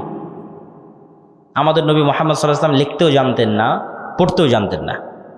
উনি দেখে যে পড়বেন এটা জানতেন না, কোরআন মুখস্থ করেছিলেন। প্রিয় উপস্থিতি, তো দাজ্জাল তাদেরকে এই যে 4টা জিজ্ঞেস করলো, 4টা জিজ্ঞাসার প্রথম 3টে জিজ্ঞাসার সাথে পানি কানেক্টেড আছে, পানি এবং চাষ কানেক্টেড আছে। সি অফ গ্যালিলি, পানির উৎস, বহায়রা তাবারিয়া, ইসরায়েলের সীমানার মধ্যে। এখন এটা ইসরায়েলের সীমানার মধ্যে। বাইবেলের প্রফেসি অনুযায়ী তথা বাইবেলের বর্ণনা অনুযায়ী ঈসা আলাইহিস সালাম যত মোজেজা দেখাতেন সব এই সাগরে, এই সাগরের আশেপাশে, এই লেক, এই হ্রদ, এই খালের আশেপাশে। তো দাজ্জাল বলছে একদিন এখানে পানি থাকবে না। এখন পানি দাজ্জাল আসার আগেই শেষ হবে সেটা ঠিক না, আসলে না, দাজ্জাল আসার শেষ হবে না। কেন আর এক হাদিসে বলতেছে ইয়াজুজ মাজুজ যখন বের হবে তখন ওরা বহায়রা তাবারিয়ার পানি খেয়ে শেষ করে দিবে, খেয়ে শেষ করে দিয়ে অন্যদিকে আগাবে পানি শেষ করার জন্য। তাহলে পানি যদি দাজ্জাল আসার আগেই শেষ হয় তাহলে ইয়াজুজ মাজুজ আবার কোথায় পানি পাবে? এটাও তো একটা প্রশ্ন। কিন্তু দাজ্জাল বলছে এখানে একদিন পানি থাকবে না। তার মানে কি ইয়াজুজ মাজুজ এসে শেষ করবে ওইটার ভবিষ্যৎবাণী, না দাজ্জাল আসার আগেই শেষ হবে? মানে অনেকেই দেখি এখন খুঁজে যে বহায়রা তাবারিয়াতে পানি শেষ হচ্ছে কিনা, সেটার জন্য বলতেছে যে পানি যে দাজ্জাল আসার আগেই শেষ হবে এটা মনে করাটা একদম 100% ঠিক এটা বলা যাবে না। কেন আর এক হাদিসে কি বলা হচ্ছে? ইয়াজুজ মাজুজ এসে বহায়রা তাবারিয়ার পানি খেয়ে নেবে। তো বলে এখানে একদিন পানি থাকবে না। 2 নম্বর কি? নাখাল বাইসান, বাইসানের খেজুর বাগান, এটাও ইসরায়েলের একটা বড় শহর, বাইত শিয়ান। বলে এখানে কি মানুষ খেজুর চাষ করে? তো বলে করে। তো বলে এখানে একদিন পানিও থাকবে না, খেজুর চাষের ব্যবস্থাও থাকবে না। তার বলে আইনে জোগার, স্প্রিং অফ জোয়ার, এটার বর্ণনা বাইবেলে আছে। আগের যেমন বহায়রা তাবারিয়ার বর্ণনা বাইবেলে আছে, এই আইনে জোগার, স্প্রিং অফ জোয়ার, এটার বর্ণনাও বাইবেলে আছে। কি হিসেবে আছে? লূত আলাইহিস সালাম যেখানে ছিলেন ওই শহরটা যখন আল্লাহ ধ্বংস করে দিলেন, যে লূত আলাইহিস সালামকে যেখানে তিনি আশ্রয় দিলেন সেখানে তার জন্য পানির ব্যবস্থা, অথবা যে জায়গায় তিনি আশ্রয় নিয়েছিলেন সেই জায়গা হচ্ছে স্প্রিং অফ জোয়ার। এই জন্য ওই বহায়রা তাবারিয়ার স্প্রিং অফ জোয়ার, আইনে জোগার, এই দুটেই খ্রিস্টানেরা ব্যাপক হারে দেখতে যায়, ভিজিট করতে যায়। তো এখান থেকে আমাদের জানার বিষয় কি? এই হাদিস থেকে জানার বিষয় হচ্ছে দাজ্জাল প্রশ্ন করেছে একটা নির্দিষ্ট জায়গায়, যার প্রত্যেকটা এরিয়া 30-40 কিলোমিটারের মধ্যে। এই বহায়রা তাবারিয়া বলেন, আইনে জোগার বলেন, নাখাল বাইসান বলেন, এই বগুড়া জেলার মধ্যেই, মানে একটা সেম এরিয়ার মধ্যেই। তথা কিয়ামতের পূর্ব মুহূর্তের ফিতনার বর্ণনাগুলো নিশ্চিতভাবে কিয়ামতের পূর্ব মুহূর্তে যা যা হবে এগুলো মক্কা মদিনার বাইরে, মক্কা মদিনায় হবে না। মক্কা মদিনা ফিতনা মুক্ত থাকবে। কোথায় হবে তাহলে? সিরিয়াতে, শাম। শাম মানে আগে ফিলিস্তিনি বোঝানো হতো, শাম মানে আগে মসজিদে আকসাই বোঝানো হতো। শাম মানে আজকের শাম নয়, তথা মসজিদে আকসা এবং এর আশেপাশের অঞ্চল যেগুলোতে এখন ইসরায়েল, ফিলিস্তিন, জর্ডান, এই যে অঞ্চলগুলো এবং এখনকার যে সিরিয়া, সব কিছুই অঞ্চলে হবে। দাজ্জালের এই সংক্ষিপ্ত বর্ণনা এবং দাজ্জালের ফিতনার এই সংক্ষিপ্ত বর্ণনার পরে কি হবে? ওই যে মুজাহিদ বাহিনী যারা দাজ্জালের মিথ্যা সংবাদ শুনে এবার দেমাশকে ফিরে আসবে, যুদ্ধ বিজয় অভিযান বাদ, কেন এটা ভয়ঙ্কর ফিতনা। এই ভয়ে দাজ্জাল আসলেই বের হয়েছে কিনা, যুদ্ধ বাদ দিয়ে সবাই ফিরে আসবে তাদের যেটা সেন্টার, তাদের সেন্টার দামেস্ক। যুদ্ধ যদি রোম পর্যন্ত গিয়ে থাকে, ইতালির রাজধানী, ওখান থেকেও ফিরে দামেস্কে আসবে। যদি তুরস্কের রাজধানী ইস্তাম্বুল পর্যন্ত গিয়ে থাকে, ওখান থেকে ফিরে দামেস্কে আসবে। এবার দামেস্কে আসতে আসতে সত্যি দাজ্জাল বের হয়ে যাবে। এবার রিয়ালি প্রকৃত অর্থে দাজ্জাল বের হয়ে গেছে। এবং দাজ্জাল বের হওয়া মাত্রই সকল ক্ষমতা দাজ্জালের কাছে চলে যাবে। এটার বিবরণ আরেকটু পরে দিব, এখানে এটা শেষ করে নিই। তো দাজ্জাল বের হয়ে যাবে এই দামেস্কের মসজিদে ফজরের সালাতে যখন জামাত হবে তখন এবার ঈসা আলাইহিস সালাতু ওয়াস সালাম অবতীর্ণ হবেন। কেননা দাজ্জালের ফিতনা যেই লেভেলের অলৌকিক, ওইটা মোকাবেলা করার জন্য ওই লেভেলের অলৌকিক লাগবে। তথা দাজ্জালের এই ফিতনা মোকাবেলা ওই মুজাহিদরাও করতে পারবে না যারা ইস্তাম্বুল বিজয় করেছে, রোম বিজয় করেছে, এবং কিছু কিছু হাদিসের বর্ণনা অনুযায়ী তারা ভারতও বিজয় করতে পারে। মানুষের মাথায় একটা চিত্র আগে থেকে ঢুকে আছে যে দাজ্জাল যখন বের হবে পৃথিবীতে তখন পুরো পৃথিবী দাজ্জালের কন্ট্রোলে থাকবে। এটা ভুল কথা। দাজ্জাল যখন বের হবে তখন পুরো পৃথিবী মুসলমানদের কন্ট্রোলে থাকবে, মানে মুসলমানেরা বিজয় করে শেষ করে দিবে, সব বিজয় করে ফেলবে। মসজিদে আকসা বিজয়, ইস্তাম্বুল বিজয়, খ্রিস্টানরা তো পরাজিতই হয়ে যাবে, ইতালির রাজধানী রোম বিজয়, ভারত বিজয়, পুরো পৃথিবীতে মুসলমানদের জয় জয়কার থাকবে।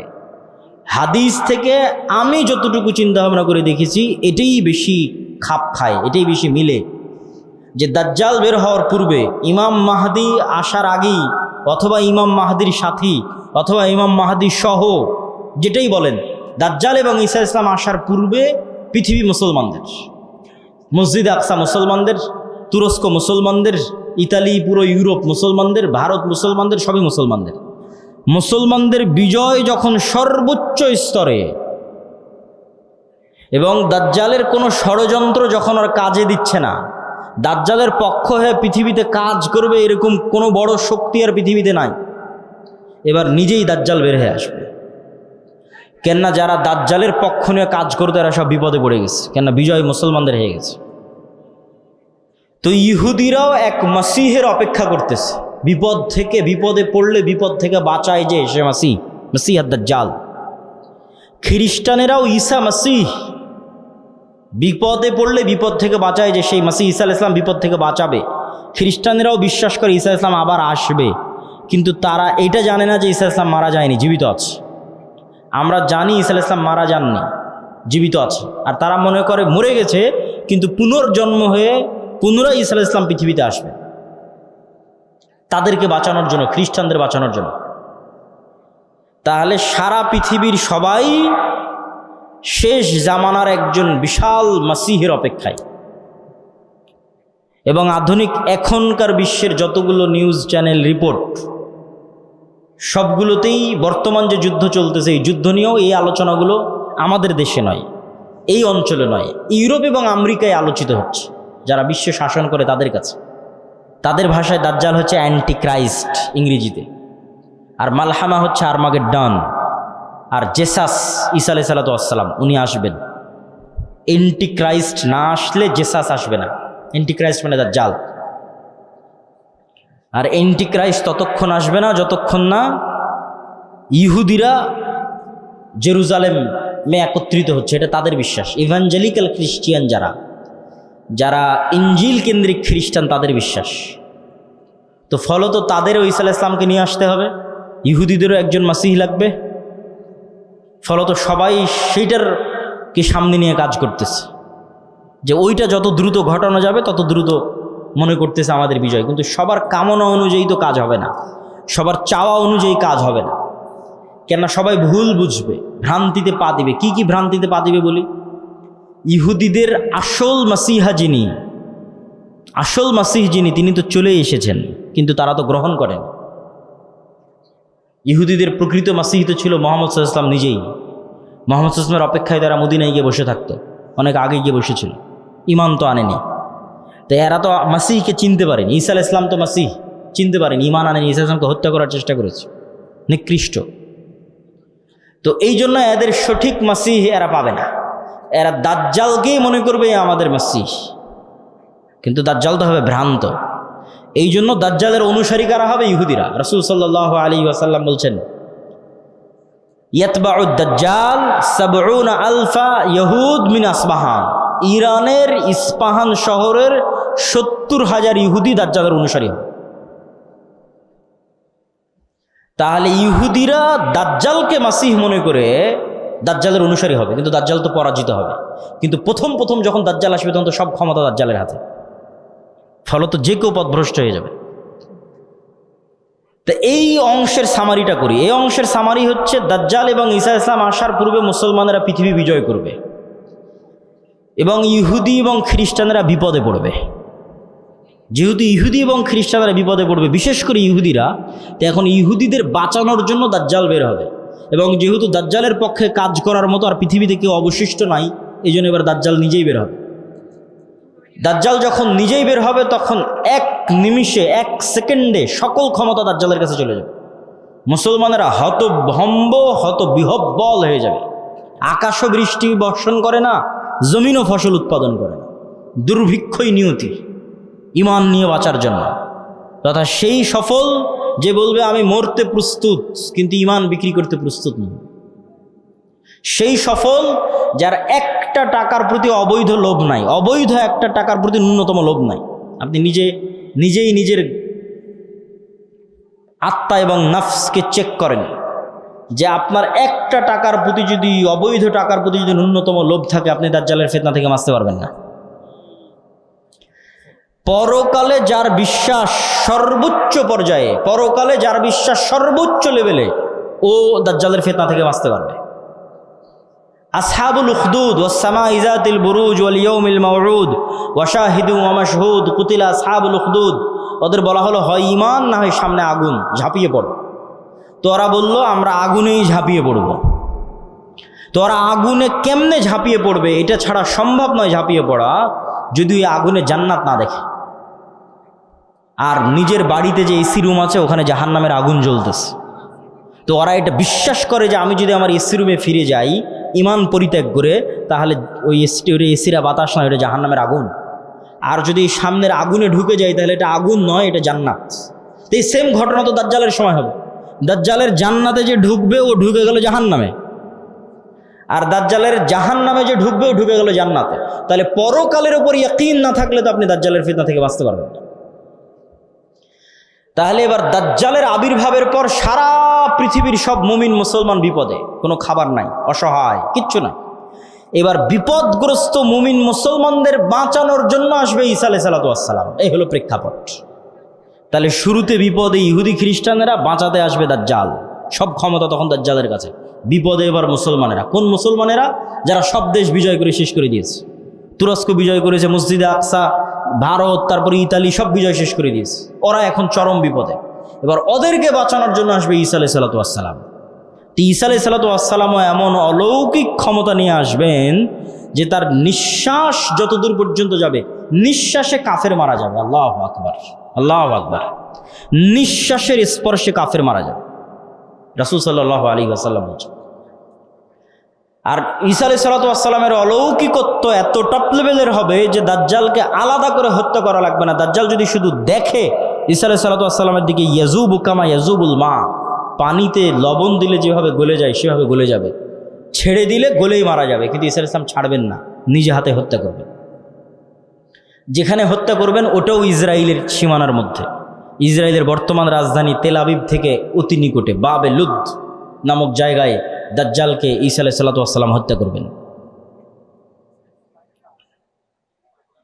তো যেই ঈসা আলাইহিস সালাম এবং যেই মুমিন মুজাহিদেরা পৃথিবীর সবচেয়ে বড় ফিতনা দাজ্জালকে হত্যা করলো, তাদেরকে এবার আল্লাহ বলবে তোমরা তো এত বড় ফিতনা মোকাবেলা করলা, এখন আমার এমন একদল বান্দা বের হবে, ইয়াখরুজু ইবাদি লা ইয়াদানি লি আহাদিন, কারো পক্ষে সম্ভব নয় যে আমার ওই বান্দাদের মোকাবেলা করে। ঈসা আলাইহিস সালাম এত বড় নবী, তিনি পৃথিবীর সবচেয়ে বড় ফিতনা দাজ্জালকে হত্যা করলেন, তাকে আল্লাহ বলছে তুমিও পারবা না। এখন যারা বের হবে, অতএব মুমিন মুজাহিদদের নিয়ে তুমি তুর পাহাড়ে আশ্রয় নাও। তাহলে ঘটনার ক্ষেত্রগুলো দেখেন। তুরস্ক এবং সিরিয়ার সীমান্তবর্তী অঞ্চল, সিরিয়ার রাজধানী দামেস্ক, মসজিদে আকসা, বাবে লুদ যেখানে দাজ্জালকে হত্যা করা হলো, তুর পাহাড়, এই এরিয়াগুলোতে এই ঘটনাগুলো ঘটতেছে। শেষ সময়ের ঘটনা এখানেই ঘটবে, শামে ঘটবে। তো তুর পাহাড়ে আশ্রয় নেওয়ার পর কারা বের হবে? ইয়াজুজ আর মাজুজ। ইয়াজুজ মাজুজের সংখ্যা কত বেশি? একটা সহিহ হাদিস বলবো আর একটা জয়ীফ হাদিস। সহিহ হাদিসে রাসূলুল্লাহ সাল্লাল্লাহু আলাইহি ওয়াসাল্লাম বললেন যে আদম আলাইহিস সালামের পিঠ থেকে আল্লাহ মানুষকে বের করলেন, আদমের সকল সন্তানকে বের করে বলা হচ্ছে প্রতি 1000-এ একজন জান্নাতে, 999 জন জাহান্নামে। এই হাদিস রাসূল সাল্লাল্লাহু আলাইহি ওয়াসাল্লাম সাহাবীদের শোনাচ্ছে। তো প্রতি 1000-এ 999 জন জাহান্নামে, এটা শুনে সাহাবীদের মাথা নষ্ট। যে তাহলে তো আমরা সবাই জাহান্নামে। তো আদম সন্তানের 1099 জন যদি জাহান্নামে যায় প্রতি হাজারে, তাহলে তো আমরা সবাই জাহান্নাম। তখন মুহাম্মদ সাল্লাল্লাহু আলাইহি ওয়াসাল্লাম সাহাবীদের বলতেছে, হতাশ হয়েও না, এই 999 জনের বেশিরভাগই ইয়াজুজ মাজুজ। এই 999 জনের বেশিরভাগই ইয়াজুজ মাজুজ। তো কতজন জাহান্নামে যাবে ইয়াজুজ মাজুজের বাইরে স্বাভাবিক মানুষের মধ্যে থেকে, এটা তো আমরা জানি না।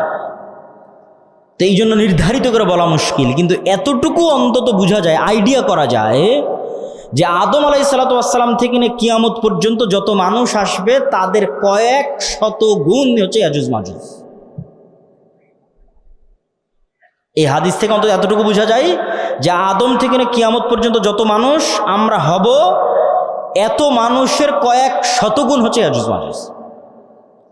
আর জয়ীফ হাদিসটা কি? জয়ীফ হাদিসটা হচ্ছে যে ইয়াজুজ মাজুজের এক প্রজন্ম তার জীবদ্দশায় 1000 প্রজন্মকে দেখে। বুঝেন, আমরা মানুষ জীবদ্দশায় সর্বোচ্চ 2টা প্রজন্ম দেখি অথবা 3টা প্রজন্ম। আমি, আমার বাপ, আমার দাদা, আমার দাদা তার ছেলেকে দেখেছে, তার ছেলে আব্দুল্লাহকে দেখেছে, তাহলে 2 প্রজন্ম দেখেছে, দেখতেই দুনিয়া থেকে শেষ। তো ইয়াজুজ মাজুজের এক প্রজন্ম তাদের জীবদ্দশায় 1000 প্রজন্মকে দেখে।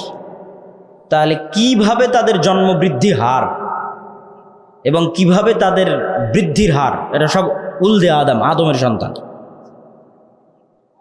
তো এরা পৃথিবীতে বের হয়ে সব পানি ফসল আদি যা আছে সব খেয়ে শেষ করবে, এবং তাদের এই ভয়ঙ্কর ভয়াবহতায় তুর পাহাড়ে ঈসা আলাইহিস সালাতু ওয়াস সালাম বিপদে, মুমিন মুজাহিদদের নিয়ে, খাবার নাই, ওই সেম কষ্ট, দাজ্জাল থাকতে যে কষ্ট ছিল ওই কষ্ট। এখান থেকে আপনি আরেকটা জিনিস শিখেন যে আপনি কত বড় নবী, কত বড় উলিয়া, কত বড় মুজাহিদ, তাও আল্লাহ আপনাকে কিভাবে বিপদ দিয়ে পরীক্ষা করতেছে। কেমন বিপদ? এত বড় নবী, তাও খাবার নাই। যে নবী নিজে হাতে দাজ্জালকে হত্যা করেছে তার খাবার নাই, সে নবী এখন আল্লাহর কাছে কাঁদতেছে যে আল্লাহ এই বিপদ থেকে বাঁচান। তো এই জন্য সবসময় আল্লাহর সামনে নত, আল্লাহর সামনে সাহায্য, এটা ছাড়া কোনো রাস্তা নাই।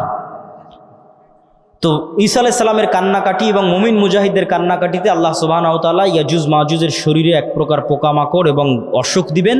তারা মারা যাবে কেমন করে? হাদিসের বাক্যটা শুনেন, কামাউতি নাফাসিন ওয়াহিদিন। একটা মানুষ মারা গেলে যা হয়, পুরো ইয়াজুজ মাজুজ একসাথে ওইভাবে মারা যাবে, যেন একটা মানুষ মারা গেল। তথা একটা মানুষ মরতে যতটুকু সময় লাগে, পুরো ইয়াজুজ মাজুজ কোটি কোটি হাজার হাজার ওইভাবে একসাথে, at a time, at a moment, at a second মারা যাবে। তো এবার ঈসা আলাইহিস সালাতু ওয়াস সালাম জমিনে ফিরে আসবেন, তো জমিনে পা রাখার জায়গা নাই। এত কোটি কোটি মানুষ যদি মরে পড়ে থাকে কি অবস্থা হবে? লাশের দুর্গন্ধ। এবার ঈসা আলাইহিস সালাম আবার আল্লাহর কাছে কান্নাকাটি করবে, দোয়া করবে। তখন আল্লাহ সুবহানাহু ওয়া তাআলা রাসূল সাল্লাল্লাহু আলাইহি ওয়াসাল্লামের ভাষা অনুযায়ী আনাকি ইবিলিল বুখত, বুখত গোত্রের উটের কুঁজ যেমন উঁচু হয়, ওই রকম উঁচু কুঁজ বিশিষ্ট একদল পাখিকে পাঠাবেন, জানেন, যেখানে আল্লাহ বলবেন। তারপরে আসমান বৃষ্টি বর্ষণ করে এই জমিনকে পরিষ্কার করে দিবে। তারপরে ঈসা আলাইহিস সালাতু ওয়াস সালামের শাসন চলবে হাদিস অনুযায়ী 7 বছর, আর বাইবেলের বর্ণনা অনুযায়ী 1000 বছর। তো 7 বছর ঈসা আলাইহিস সালাতু ওয়াস সালামের এই শাসনে এতটা নিরাপত্তা এবং শান্তি বিরাজ করবে যে এতদিন যত যুদ্ধ বিগ্রহের সামগ্রী ছিল এগুলো কাজে লাগবে না, ওগুলো জ্বালিয়ে পুড়িয়ে দেওয়া ছাড়া কোনো কাজ নাই। আর এত বরকত আসমান এবং জমিন উন্মুক্ত করে দিবে যে একটা ডালিম একটা গ্রাম খাবে, একটা গাভীর দুধ একটা পুরো বংশ খাবে, এত বরকতে আল্লাহ পরিপূর্ণ করে দিবে। তারপরে এক শীতল বাতাসে মুমিন মুসলিম এবং ঈসা আলাইহিস সালাম সবাই মারা যাবে, শুধু ফাসিক এবং ফাজেরেরা পৃথিবীতে থাকবে। এবার যত হাদিস শুনেছেন এই ধরনের, যে পৃথিবীতে এমন একদিন আসবে যে কোরআন পড়ার কেউ থাকবে না, এখন সেগুলো আল্লাহ নাম নেওয়ার কেউ থাকবে না, এগুলো ঈসা আলাইহিস সালামের মরার পর। মানুষ জেনায় লিপ্ত হবে খোলা মাঠে কুকুর শ্রীগালের মতো, লজ্জা বুঝবে না, এগুলো ঈসা আলাইহিস সালামের আগে নয়। ঈসা আলাইহিস সালামের আগে কোরআন থাকবে, দিন থাকবে, এটা তো পূর্ণতায় পৌঁছে যাবে।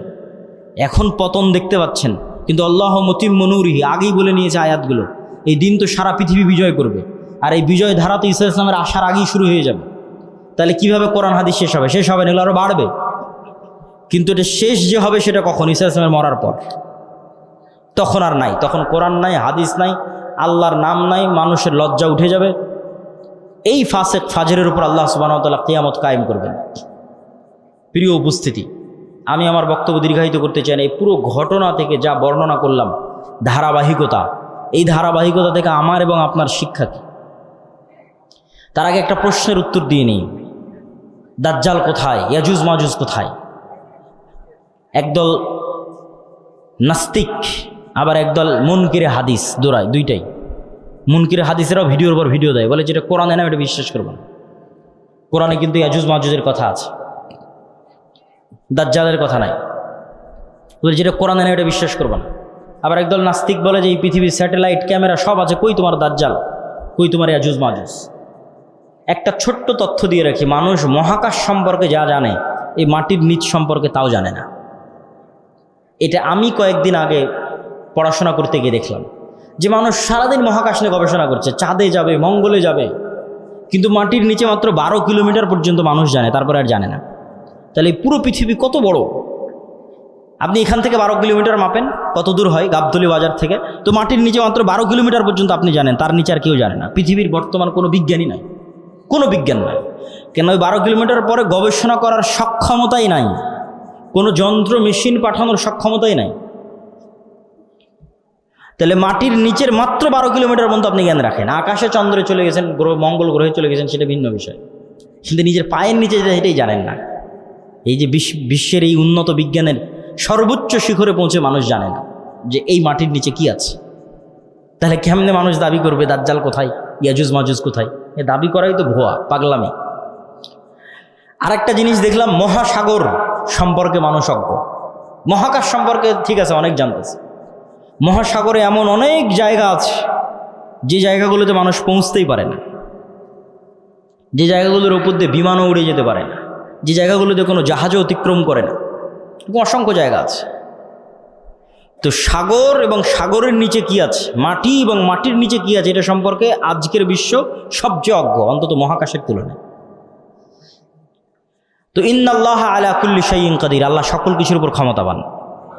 আর কোনোটাই যদি না হয় তো অন্তত একটা উত্তর তো দেওয়াই যায়, যেটা আল্লাহ সুবহানাহু ওয়া তাআলা কোরআন মাজিদে বলছেন যে আল্লাহ 7 আসমান এবং 7 জমিন সৃষ্টি করেছেন, আর 7 জমিনে আল্লাহর আদেশ অবতীর্ণ হয়, কোরআনের আয়াত 7 জমিনে আল্লাহর। আর সবচেয়ে আরও একটা ভয়ঙ্কর বিষয় যে আল্লাহর আসমান বানাতে যত সময় লেগেছে জমিন বানাতেও তত সময় লেগেছে।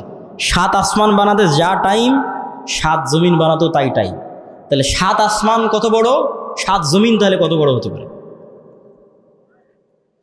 এখন ইয়াজুজ মাজুজ আর দাজ্জাল যদি অন্য জমিন থেকে বের হয়ে আসে, এই জমিনে কিছু করার নাই, এটাকে অস্বীকার করতে পারবে না যে না নিশ্চিত নাই।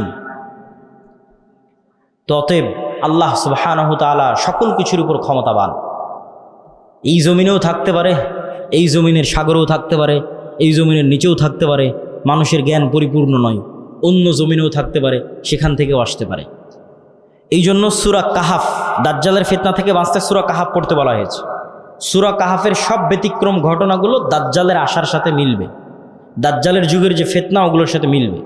সূরা কাহাফের 4টা ব্যতিক্রম ঘটনা আছে, তার মধ্যে একটা ব্যতিক্রম ঘটনা খিজির আলাইহিস সালামের। কই থেকে আসলো খিজির আলাইহিস সালাম, কোথায় ছিল? বলে মাছ যেখানে জীবিত হয়ে যাবে সেখানে খিজির আছে, তুমি মাছ ভেজে নিয়ে রওনা দাও, যেখানে মাছ জীবিত হয়ে যাবে ওখানে খিজির আছে। তো খিজির আলাইহিস সালাম জিজ্ঞেস করতেছে যে সালাম কিভাবে? মুসা আলাইহিস সালাম সালাম দিচ্ছি, সালাম জান্নাতের সালাম দুনিয়াতে কিভাবে? তো খিজির আলাইহিস সালাম যদি অন্য পৃথিবী থেকে এসে থাকে নিশ্চিত করে, অথবা এই পৃথিবীতেও থাকতে পারে, তো খিজির আলাইহিস সালামকে যদি আল্লাহ সুবহানাহু ওয়া তাআলা আড়ালে রাখতে পারে, দাজ্জাল এবং ইয়াজুজ মাজুজকেও আল্লাহ সুবহানাহু ওয়া তাআলা আড়ালে রাখার সক্ষমতা আছে। তো ওই দাজ্জালের সময়ের ফিতনার সাথে এই সূরা কাহাফের ঘটনাগুলো মিলবে। আসহাবে কাহাফ, আসহাবে কাহাফের কথা বলতে গিয়ে আল্লাহ বলছেন অহুম আইকাজ, তাদেরকে আমি ঘুমিয়ে রেখেছি, কিন্তু মানুষ দেখলে মনে করবে ওরা জেগে আছে। আপনি দেখলে মনে করবেন এই মানুষটা জেগে আছে, কিন্তু ওরা নিজেরাও বুঝতে পারছে ওরা ঘুমিয়ে আছে, আল্লাহও বলছেন ঘুমিয়ে আছে। এইভাবেই 309 বছর পার হয়ে গেছে। ওরা ঘুম থেকে উঠে মনে করছে যে কই, আমরা তো অল্প কিছুক্ষণ মনে হয় শুয়েছিলাম, ঘুমিয়েছিলাম, কিন্তু 300 বছর পার হয়ে গেছে। তো সময়ের যে আপেক্ষিকতা, এটার কন্ট্রোল আল্লাহর হাতে। এই আপেক্ষিকতার প্রভাবিত মানুষ দেখবে যে একদিন হয়ে যাবে 1 বছরের সমান। তো পৃথিবীতে অবশ্যই ব্যাপক কোনো পরিবর্তন ঘটবে, যেটার প্রভাবে 1 বছর, 1 মাস, 1 সপ্তাহ, সেটা কি আল্লাহ সুবহানাহু ওয়া তাআলা ভালো জানেন। তো প্রিয় উপস্থিতি, এই 1 নাম্বার কর্তব্য কি, সংক্ষিপ্ত বক্তব্য শেষ করে দিচ্ছি। এগুলোর উপর ঈমান রাখা। 2 নাম্বার কি, যে কোনো মুহূর্তেই দাজ্জাল বের হতে পারে, যে কোনো মুহূর্তে কিয়ামত হতে পারে। কথা এটাই ঠিক। রাসূল সাল্লাল্লাহু আলাইহি ওয়াসাল্লাম আশঙ্কা করতেন দাজ্জাল মনে হয় এখনই বের হয়ে গেল। এরকম অনেকগুলো ঘটনা আছে হাদিসে। ইবনে সাইয়াদের ঘটনাগুলো বেশি, তার মধ্যে প্রসিদ্ধ। তো ফিতনা তো সবসময়ই চলছে। তো ফিতনার সময় আপনি বেঁচে থাকবেন, ঈমান নিয়ে বেঁচে থাকবেন, এটার 2টা কাজ: পরকালের প্রতি সর্বোচ্চ জ্ঞান, সর্বোচ্চ ইয়াকিন, এবং অবৈধ 1 টাকার উপরেও, অবৈধ ধন সম্পদ ক্ষমতার উপর ন্যূনতম লোভ না থাকা। এবং সফলতা এটা নয় যে আপনি বাড়ি গাড়ি টাকা পয়সার মালিক হবেন। সফলতা এটা যে আপনি ঈমান এবং সালাত অবস্থায় পৃথিবী থেকে বিদায় নেবেন, এটাই সফলতা। তো আল্লাহ সুবহানাহু ওয়া তাআলা যেন আমাদের ঈমান অবস্থায়, সালাত অবস্থায় পৃথিবী থেকে বিদায় নেওয়ার তৌফিক দান করে, বলেন আল্লাহুম্মা আমিন। কেন আমাদের ঈমান অবস্থায় বিদায় নিতে হবে? এত লম্বা ঘটনা বলে এই পুরো ঘটনার উপর একটু পানি দিয়ে একটা কথা বলে, সেটা হচ্ছে ঈসা আলাইহিস সালাম যখন আসবে, ইমাম মাহদি যখন আসবে, দাজ্জাল যখন আসবে, তখন কি নতুন কোনো দিন আসবে নাকি? নতুন কোনো কোরআন আসবে নাকি? নতুন কোনো হাদিস আসবে নাকি? কোরআন এবং হাদিস তো এটাই যেটা এখন আছে। তাহলে সবচেয়ে বড় ঘটনা তো আগেই ঘটে গেছে, মুহাম্মদ সাল্লাল্লাহু আলাইহি ওয়াসাল্লামের আসা এবং কোরআনের প্রেরিত হওয়া। তাহলে ঈসা আলাইহিস সালাম যেই কোরআনের উপর আমল করবেন ওটা আপনার কাছে আছে। ইমাম মাহদি যেই কোরআন দিয়ে রাষ্ট্র চালাবে ওটা আপনার কাছে আছে। আর দাজ্জাল যেই নবীকে মানতে বলতেছে ওই নবী চলে যাওয়ার 1400 বছর হয়ে গেছে। তাহলে কাজ আমাদের কাছে আছে। হ্যাঁ, ইমাম মাহদি যেই দিন আসবে সেই দিন আমি সব কিছু করবো, জি না, এটাতে প্রোডাক্টিভিটি নষ্ট হয়। এই জন্য আগেই বলেছি দাজ্জাল আসার আগেই মুসলমানেরা বিজয় করবে। এই জন্য প্রোডাক্টিভিটি বন্ধ করা যাবে না, কেন আসল কাজ তো আমাদের কাছে আছেই। নতুন করে তো আর কিছু আসবে না। ঈসা আলাইহিস সালাম তো নতুন কোরআন আনবেন না, এই কোরআন তো আমার কাছে আছে। ইমাম মাহদি তো আর নতুন হাদিস নিয়ে আসবে না, হাদিস তো এটাই, তো ওটা তো আমাদের কাছে আছেই। তাহলে কাজ তো আমাদের কাছে আছে। আরও একটা কি মাথায় নিয়ে উঠে যাবেন, মানুষের মৃত্যু কিয়ামত, আমার মরে যাওয়াই আমার কিয়ামত। কেন? আমি তো পরকালের জগতে ঢুকে গেছি, কবর, বারজাখ। আমার মৃত্যুর মাধ্যমে আমি পরকালের জগতে ঢুকে গেলাম, তাহলে আমার কিয়ামত তো আগেই হয়ে গেল। দাজ্জাল আসার আগেই কিয়ামত হয়ে গেল আমার।